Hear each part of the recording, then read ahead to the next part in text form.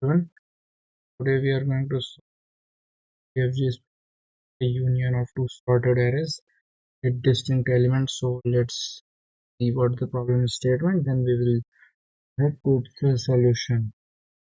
The problem is we have been given two arrays with distinct elements. So with distinct elements means is in the array elements will not be repeated. So in this array if there is 1 2, so it will come only once. In array 2 will not come twice, so that's the mean of distinct elements.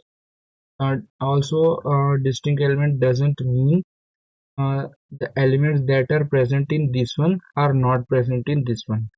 So distinct means only the elements uh, distinct means the elements only this array are distinct. So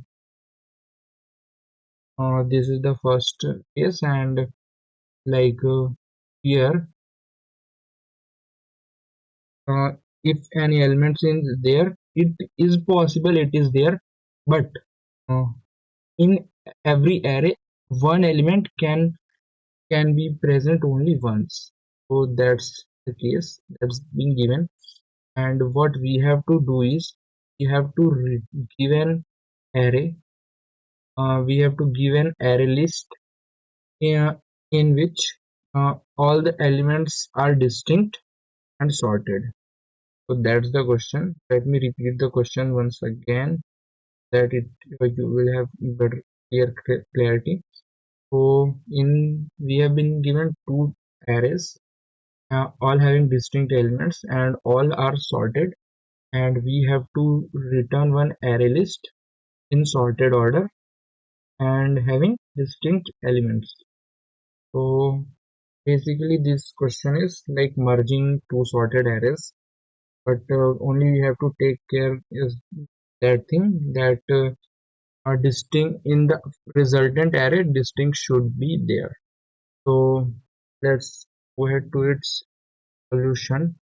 So one solution is we can use set, and what we can do is we can put every element from first array to this set, from second array to this set, and we can use like sorted set like tree set. All the elements will be distinct and sorted, and at the end we can convert it to list, but in that case its time complexity will be big of like putting an array and sorting all the elements will be big of uh, m plus n, like we are putting all the elements from this one into log of m plus n will be the time complexity. So we can do it in a better time complexity, so we are going to that solution. So what we can do is, let's understand it with an example. So say we have one array in which 1 2 3 4 is there, another array in it 2 4 and 5 is there. So what we can do is we can put a pointer here I, which will be pointed at the starting of the first array, and j, which will be pointing at the starting of the second array. What we can do is we can check whether which one is the smaller. So we can see here this one is the smaller. So what we can do, we can create one answer array list. In that one we can put the smaller one and move ahead the pointer which we have just included. So we have just included this one, so we will move our I to here. So in there is another case, like in the answer, in our final answer we just want the distinct elements. So what will happen if we take these two in our final array, this there will be two twos, we don't want that, like two twos if we take from I and j, so we don't want that. So what we can do, we encounter any place where both I and j are equal. So what we will do, we will just do, we will take only one of them and we will move both of them. So I will be moved forward by one index and j will be moved forward by one index. Why we are doing this? Because in that case, if we take both two in our final array, both will come. We don't want that. And also, if there is one two, there is one two. So in array, elements are distinct. So we are sure that we will not encounter these two again. So we don't have to worry about the fact that maybe later it can come, because it is given the elements in both the arrays are distinct. So it will be only one situation where both in both of them we will, in both I and j we will find same element. So in that case we need to move both of them. So here what we see, our ith index element is less than j, so we will add whatever there in ith index. So in ith index there is 3, so we will add 3 in our answer array and we will move our I pointer by 1 here. Now we check both of them are both of them at same element. So whenever we encounter same element, we add just only one element to the array, so our answer array, and we move both of them. I will be moved by one position ahead, like it will come here out of the array, and j will be here. In that case, what is happening is I have moved out of our array, but some elements are still present in j. So since all the arrays are sorted, one array is finished, so this one is finished totally, but this one is not finished. We are j is still here. So let's suppose in this array some elements are still remaining, like let's suppose there is one 7 is there, one 8 is there. So j is already remaining some elements. In that case, we need to take from j till the end of the array. So it will be a case when one array is finished its work, but in one array some elements are there. So after finishing, like after checking all these cases, we have to run a loop from I, otherwise j. We don't know which one will be finished first, but we need to run a loop from j till the end, till the length of the array.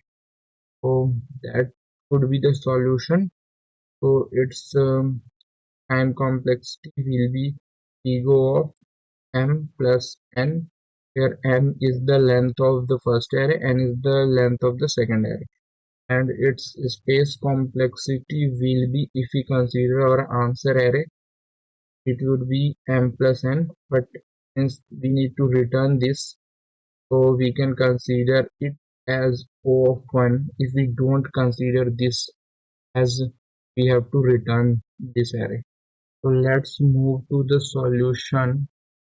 So I'm not going to write it, it will take a time. So I will explain each and every line so that it will be better.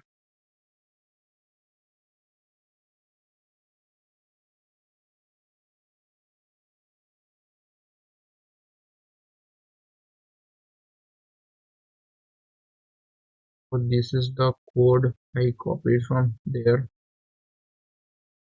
So in this array, what we are doing, we are creating two, we are declaring one array list in which in that one we will store our answer. We are creating two indexes, one for the first array and one for the second array. Both will be pointing at the starting of the arrays. So I will be pointing here, j will be pointing here.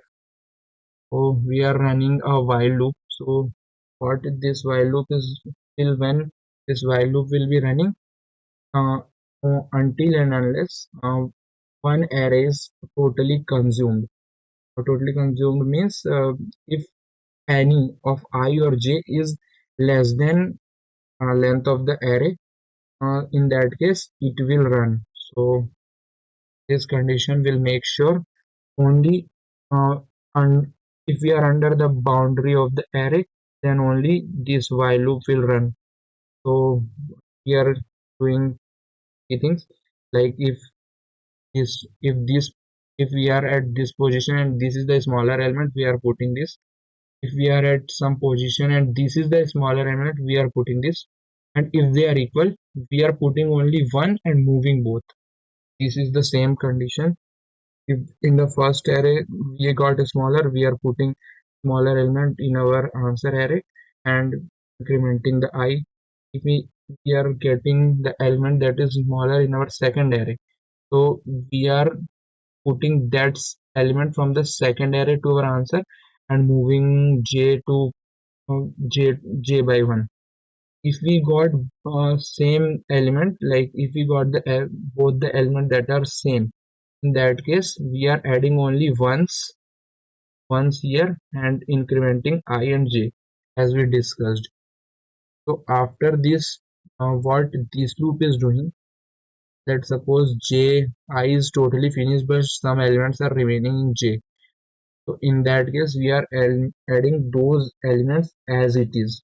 Why we are adding as it is? Because it is given the array is sorted, and since the elements are distinct, so we don't have to worry about the repetitions. So this loop will run till the end and it will add all the elements to our answer array. So it, in that case, it will either this will run, either this will run. It will not happen that both these while loop will run. So in the end, we will get whatever the answer is in our answer array. So here, in that case, till j till the end, it will run and it will add like 5, 7, and 8. So this would be our final answer. So let's submit it.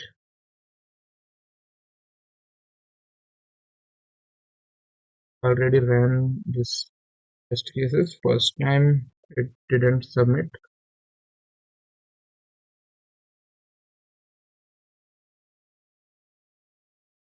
So that's the solution. We did it in big of m plus n. So that's all for today. Keep coding and we will meet coding solution. Thank you.